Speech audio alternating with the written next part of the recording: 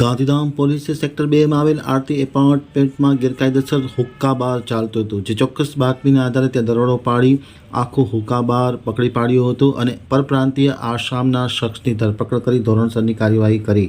શહેરના sector 2 plot number 19 આરતી complex ઇમારતના પહેલા માળે મકાન નંબર 4 માંથી બી ડિવિઝન પોલીસે આજરોજ મૂળ આસામના અહીમ ઉદ્દીન રફીક ઉદ્દીન લશ્કર નામના શખ્સને પકડી પાડ્યો હતો। આ શખ્સ પોતાના કબજાના આ મકાનમાં બહારથી લોકોને બોલાવી તેમને હુક્કો પીવાની સગવડ આપતો હતો।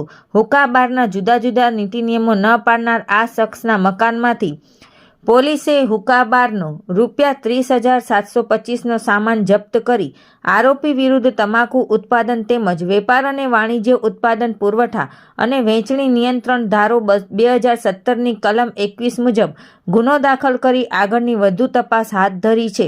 આ કામગીરી ગાંધીધામ બી ડિવિઝન પોલીસ સ્ટેશનના PI SV Goziya, PSI L N. Vadhiya તથા સર્વેલન્સ સ્ટાફના પોલીસ કર્મચારીઓ દ્વારા કરવામાં આવેલ છે। રિપોર્ટ ભારતી માખીજાણી, ગાંધીધામ।